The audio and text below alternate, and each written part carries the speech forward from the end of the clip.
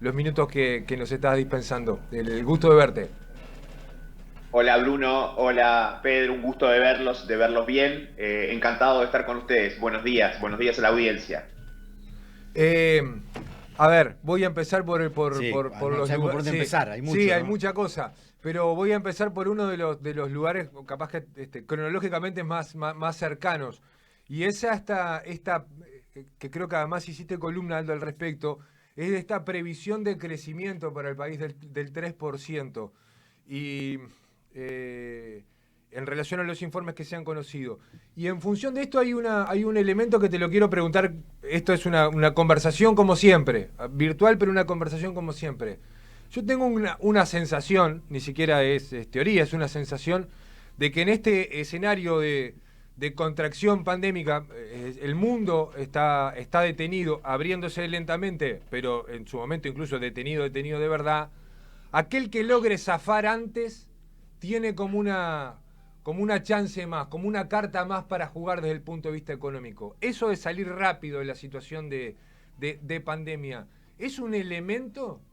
La sensación económica es que si zafamos rápido, podemos primerear alguno, digamos, para nosotros que somos un país exportador y que produce materias primas, básicamente. Bueno, hay varios temas ahí. Hay uno primero que tiene que ver con la parte más estructural. Eh, Evidentemente que los países que están saliendo más rápido son aquellos que logran controlar la pandemia fundamentalmente a través de la vacunación. Tenemos tres ejemplos que van adelante. Cuatro agregaría. Uno primero que es el de China. China logró controlar la pandemia en el segundo trimestre del año pasado y se ha recuperado. Y hoy el producto de China, la actividad económica en China ya está cerca de 10% sobre el nivel que había previo a que empezara la pandemia. Después están los ejemplos de países que han usado vacunas que han rápidamente inmunizado a la población. Ahí está Israel con Pfizer, está Inglaterra, el Reino Unido con AstraZeneca y Estados Unidos que ha usado fundamentalmente Moderna, Pfizer y un poco menos Johnson y Johnson. Y esos tres países son países que van también adelantados, controlaron hoy la pandemia, han caído las tasas de mortalidad, están un poco más adelante que Uruguay y efectivamente se están recuperando en forma muy significativa. Eso es la parte más estructural ligada con el fenómeno que produjo la recesión económica. En el caso de Estados Unidos ya la actividad económica está cerca de 2% sobre el nivel prepandemia. Y después venimos los países en donde la pandemia llegó un poco después, donde la vacunación ha llegado también algo después y que en el fondo todavía no han alcanzado su grado de inmunidad. Una vez que se alcanza este grado de inmunidad, Uruguay viene relativamente bien desde el punto de vista de la vacunación, pero todavía hay una población, quizás eso ustedes ya lo han comentado, pero la población todavía que es susceptible de adquirir el virus sigue siendo muy significativa. Hoy mis estimaciones es que están cerca de la mitad de los 2.700.000 adultos que tiene Uruguay, todavía son susceptibles de que el virus los contagie, ya sea o porque no están vacunados o porque estando vacunados, no olvidemos que hay una probabilidad pequeña, pero una probabilidad al fin de que se alcance el virus.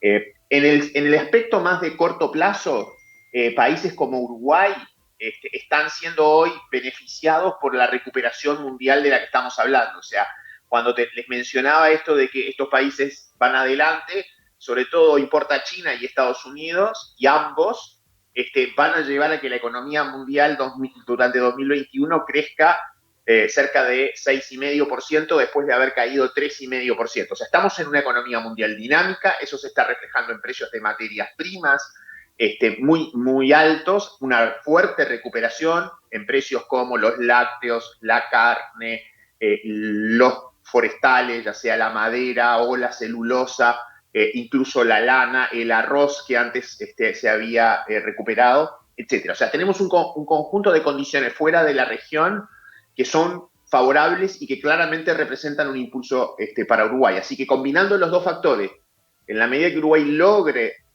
llegar a esta inmunidad, ojalá hacia agosto, septiembre, y lo más probable es que estas condiciones extrarregionales, este viento a favor, se mantenga como parece que se va a mantener, evidentemente que se puede ir capturando ese escenario más favorable. Yo diría, para cerrar, que hay sectores en Uruguay que ya lo están capturando, obviamente. Estos sectores a los que hacía referencia, el agro, la forestación, bueno, sectores que están exportando servicios también, una novedad que se fue produciendo en los últimos años y que esta pandemia acelera. O sea, hoy el teletrabajo permite a muchos uruguayos exportar sus servicios, la tecnología es un sector líder. Podríamos decir que hay sectores que claramente están teniendo una recuperación muy significativa, pero también hay otros sectores que todavía están en declive. Por eso, quizás una letra K es la que identifica lo que pasa en el mundo, lo que pasa en muchos sectores. Algunos que van aceleradamente hacia arriba porque están beneficiados de lo que está ocurriendo, y otros que todavía están en una situación muy complicada. El caso más emblemático en Uruguay, obviamente, es el turismo, parte del comercio, que está lejos de normalizar sus niveles de actividad. ¿Y en qué lugar estamos nosotros, Aldo, el país, en cuanto a las condiciones de aprovechar esa coyuntura? Porque claramente se ha dicho, yo creo que acá no hay dos lecturas posibles. La locomotora de esto sin duda va a ser el agro, una vez más, en la historia del país. Ahora, también es verdad que el escenario pre-pandemia ofrecía o presentaba algunas dificultades, algunos desafíos también, pero algunas dificultades, vos las habías analizado bien. En este escenario de algo más de apertura ahora en el mundo, y esto que vos no planteabas, pero con la necesidad de, perdón la frase poco académica, de quemar recursos que no estaban previstos, porque hubo que movilizar presupuestalmente un montón de cosas y se sigue haciendo, un déficit acumulado importante. En este escenario, ¿cuánto podemos captar y cuánto hay de poder acomodar el cuerpo también, internamente? Bueno, a ver, si lo resumimos en términos de vientos, yo les mencionaba el viento extrarregional, muy a favor, y creo que va a continuar un par de años. Quizás no sea un ciclo tan largo como el que tuvimos desde 2003 a 2014, 2015, que fue cuando empezó el declive de precios de materias primas y demás, pero el viento extrarregional probablemente nos favorezca, digamos, un par de años, y ese es un elemento que no teníamos hasta 2019. O sea, veníamos de un periodo, llamémosle de vacas flacas, de viento en contra, que ahora se ha tornado favorable, significativamente favorable. El segundo factor son los vientos de la región, y ahí tenemos una mezcla. Creo que el viento de Brasil nos va a jugar a favor. Brasil se está recuperando, va a crecer este año, digamos, prácticamente lo mismo que cayó el año pasado, por lo tanto va a volver a sus niveles de actividad previos, y tiene o se está beneficiando también de lo que está pasando a nivel global, de China dinámica, de Estados Unidos, etc. Después tenemos un viento que parece muy en contra, que es el de Argentina, en donde definitivamente lo que nos podría ayudar es que Uruguay adquiera esta inmunidad rápidamente, y por lo tanto, más allá de lo que pase con el virus en Argentina, se pudieran abrir las fronteras, y esas fronteras, digamos,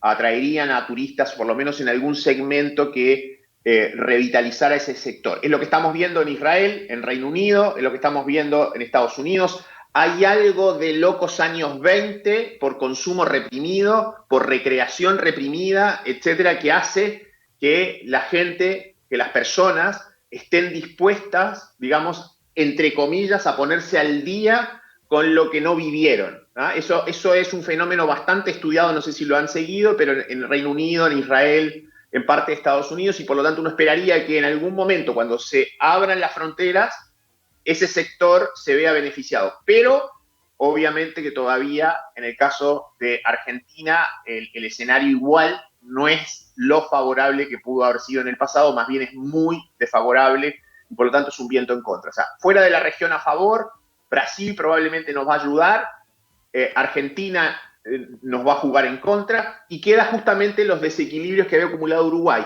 En ese sentido, Uruguay, si bien tenía algunos desequilibrios como el déficit fiscal, problemas de competitividad, etcétera, que le generaron bajo crecimiento, hay parte de estos fenómenos externos que lo están ayudando, o sea, nos están haciendo el trabajo los precios de las materias primas, o sea, quizás Uruguay no está recuperando, exacto, quizás Uruguay no está recuperando competitividad todavía por factores los precios.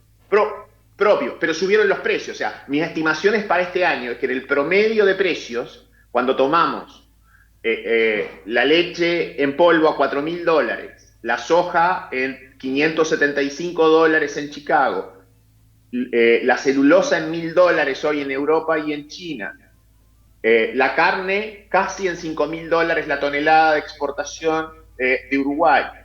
Seguimos con la lana, que se ha recuperado cerca de un 20% respecto al año pasado. Vamos viendo cada rubro, el promedio de eso da cerca un alza de 20% en dólares de los precios de exportación, algo que no veíamos desde hace una década.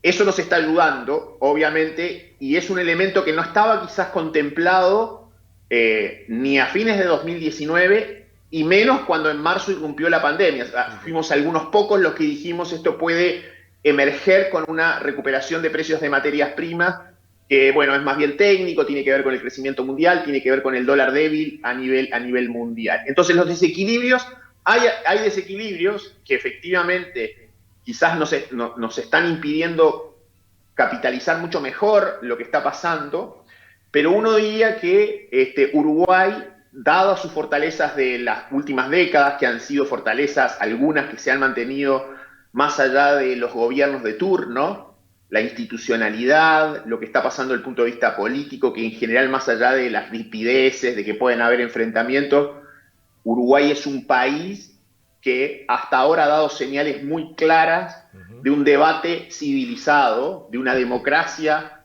que es vista, digamos, como las mejores democracias del mundo, y además que no olviden una cosa que me parece que es muy relevante de la última elección. La última elección lo que en algún sentido refleja es que el país va a tener alternancia en el poder de los principales partidos. Y eso muchas veces es un elemento estabilizador. Partidos fuertes, con alternancia en el poder, es lo que pasa en el Reino Unido, es lo que pasa en Estados Unidos, es lo que pasa en las democracias consolidadas. Y es lo que a veces en la región falta. O sea, en la región faltan partidos consolidados, muchas veces emergen líderes, digamos, del momento. Entonces, esa institucionalidad, yo creo que en el contexto actual, Uruguay la debe preservar y en la medida que la preserve, efectivamente me parece que es un elemento que permite capitalizar un poco mejor la recuperación y que es visto por inversores extranjeros, por calificadoras de riesgo, por los organismos multilaterales como un factor positivo, que hay que cuidar, por supuesto que hay que cuidar. Aldo, sin duda es que la crisis afectó mucho las inversiones, pero ¿cuáles son los rubros que están del lado correcto de la economía? Porque a pesar de todo lo que se hable, de todo lo que se dice, Uruguay sigue siendo un país confiable. Sí, por supuesto. O sea, Uruguay es un país que... Aldo? Bueno, a ver, tenemos distintas formas de evaluar la confiabilidad o la confianza en un país. A veces es simplemente del análisis, digamos, de lo que se escribe en un papel por parte de un analista, de lo que escribe un organismo multilateral, de lo que escribe, digamos, una calificadora de riesgo. Y muchos diríamos, bueno, eso quizás queda en el papel y las letras se las lleva el viento.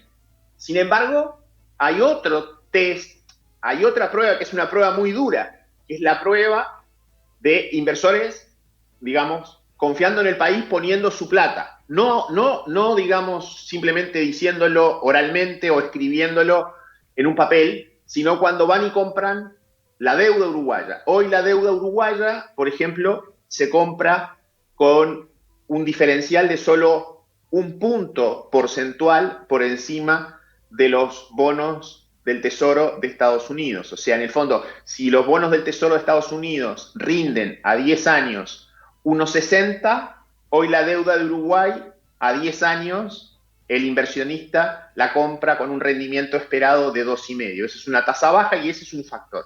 Otro factor que también se refleja en la confianza es lo que sucede con, por ejemplo, la evolución de los precios de los activos inmobiliarios, de los activos para la producción, la tierra, etcétera, que han empezado a tener de nuevo una recuperación, o sea, se ven inversiones gradualmente en el país, justamente más por condiciones a veces coyunturales, tampoco es que esto tenga que ver con condiciones estructurales. Por un lado, se ven algunas condiciones estructurales de Uruguay que son favorables, se reflejan en el grado inversor. ¿Qué es el grado inversor? Simplemente una nota que pone al país, digamos, con una baja probabilidad de que incumpla su deuda. Eso que perdió Colombia, Uruguay todavía lo mantiene. Y por lo tanto, es un factor que refleja confianza de los inversores en el país. Entonces, cuando vamos a la confianza y los sectores y cómo aprovecharlo, bueno, nos está pasando una cosa que es muy interesante. O sea, hoy Uruguay se desarrolló fundamentalmente en la segunda mitad del siglo XIX, pegó su gran impulso cuando pudo empezar a exportar, porque somos un país chico, siempre hemos tenido un mercado interno muy pequeño, de modo que nosotros nos apalancamos en el mundo. El mundo es la verdadera locomotora. O sea, los sectores en realidad, yendo a la analogía de Bruno, los sectores, el agro, la forestación u otros sectores, simplemente son vagones del mundo. El mundo es el que nos arrastra. Y hoy la locomotora es China y Estados Unidos, antes fue Inglaterra en el siglo XIX, etc.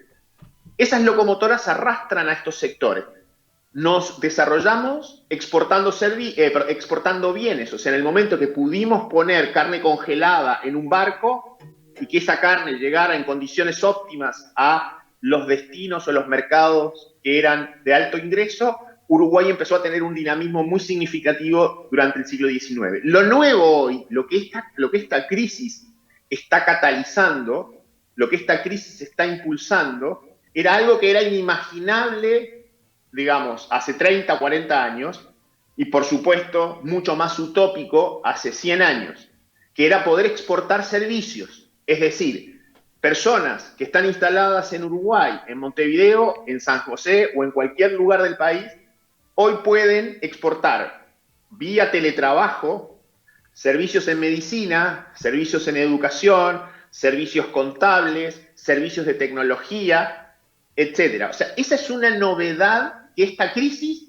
acelera. Entonces, en la medida que Uruguay tenga personas bien formadas, que hablen inglés, que sepan programar, que estén preparadas para crear empresas en donde el mundo está demandando esos servicios, evidentemente que ya no nos limitamos a exportar bienes, ya no nos limitamos a poner una tonelada de carne en un barco que tiene una forma que a través de refrigerar ese envío permite que la carne llegue en buenas condiciones a otra parte del mundo. Ahora podemos exportar servicios. Entonces, volviendo a tu pregunta inicial también, Bruno, hay sectores dinámicos que son los tradicionales, que tienen que ver fundamentalmente, obviamente, con el agro y la forestación, pero hay otros sectores dinámicos que tienen que ver ahora con la exportación de servicios. Y básicamente, la oportunidad para aprovechar eso es que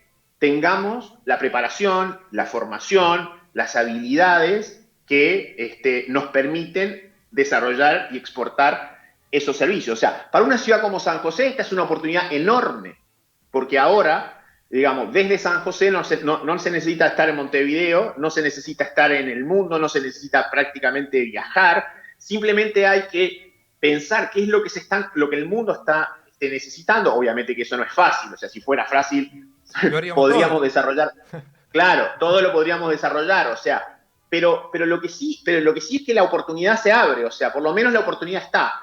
Otra cosa es si podemos aprovecharla, si tenemos las condiciones, dónde debemos enfocar los recursos, dónde tenemos que capacitar. O sea, o sea, se dan cuenta que esto abre, Sí.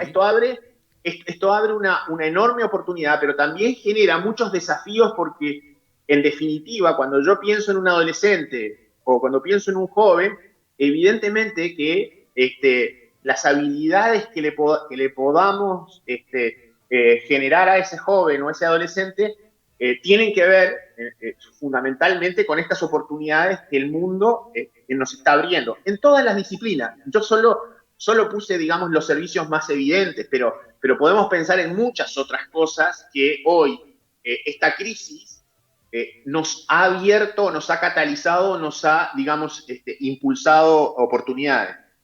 Aldo, sé que nos quedamos sin tiempo. Sí. Hay muchísimos temas más para poder conversar. Buscaremos un lugar en la agenda también. Coordinaremos una nueva charla. Hace Me tiempo quedé que la estamos sí, pero me quedé intentando. pensando para tirar alguna, la reforma de la seguridad social y el Sí. impacto que esto puede tener desde el punto de vista de la institucionalidad también y esa mirada a largo plazo, los problemas en la región. Yo qué sé, hay tanto tema Mucha para cosa. El lastre del Mercosur. Sí, sí. A mí me queda una cosita para preguntarle, porque sabemos de Muy corta, Peter. muy corta, de tu estrecha vinculación con Chile. Una pata en cada lado. Una pata en cada lado, exactamente, lo hemos visto y lo conocemos. Y sabemos de que Chile ha sido un modelo económico en los últimos años, a nivel no solo sudamericano, a nivel mundial también, y ha tenido un revés político en los últimos tiempos en el mando, en el gobierno. ¿Esto altera demasiado un breve concepto, Aldo?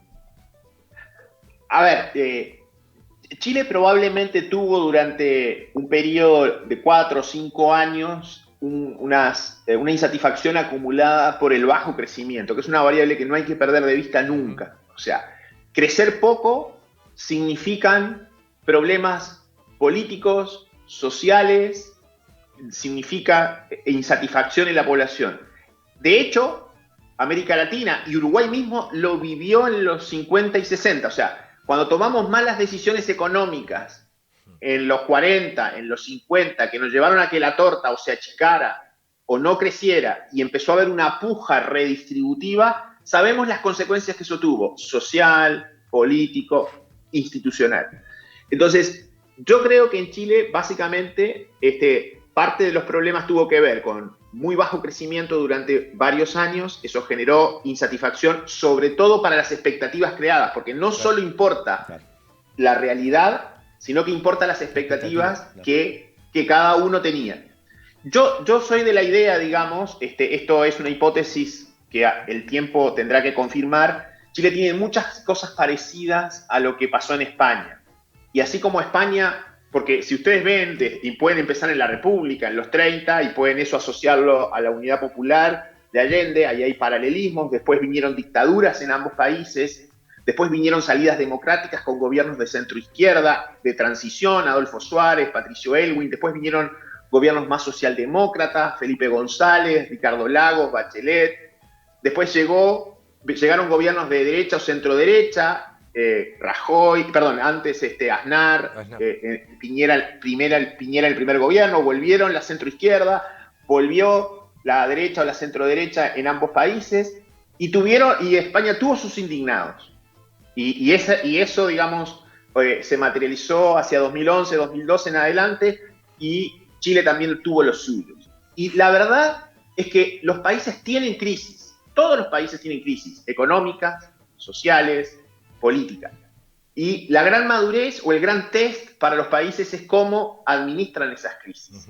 Entonces, en ese sentido, uno podría tener muchos ejemplos en el mundo de países que tuvieron crisis parecidas y que esas crisis se canalizaron, digamos, en forma adecuada. O sea, y yo creo que esa es la prueba que hoy por la que está pasando Chile. Espero, digamos, que efectivamente sea una prueba que confío en que haya una madurez política, digamos, que permita que se encauce correctamente y evidentemente genere un panorama, una perspectiva acorde a lo que son justamente esas expectativas que se han creado por parte de la ciudadanía. Pero encantado de conversar este tema en profundidad en otra oportunidad y por supuesto que también los otros temas que dejaron planteados, la reforma de la seguridad social y la inserción externa de Uruguay, son dos temas fundamentales, y son fundamentales no para el corto plazo, Claro. son fundamentales para el largo plazo, y por lo tanto son políticas de Estado, y yo creo que en ese sentido Uruguay ahí tiene dos ejemplos de nuevo para dar, y yo soy de nuevo optimista, o sea, creo que en algún sentido, más allá de que puedan haber discusiones de corto plazo en materia política, que hay obviamente intereses de los partidos, algunos de mantenerse en los gobiernos, otros de volver al gobierno, etcétera. Yo soy bastante optimista respecto a que el país tiene cierto grado de madurez como para resolver esos problemas, esos temas, con una mirada de largo plazo. Y eso creo que es, de nuevo, una diferencia significativa en la región y que debemos conservar. O sea, que todos en nuestro debate cotidiano, la verdad es que tenemos que, más allá de las diferencias que puedan existir, en el fondo preservar ese activo que es tan importante para el país. Comparto, y es un desafío Un tema. y es una tarea que tenemos todos. Aldo, de verdad, Gracias, Aldo. un agradecimiento enorme, un abrazo grande y estamos en contacto. Hasta la Un vuelta. abrazo, Aldo. Bueno, un abrazo y cuídense porque igual a pesar de estar vacunados, no se olviden que hay contagio y por lo tanto siempre puede haber gente que no esté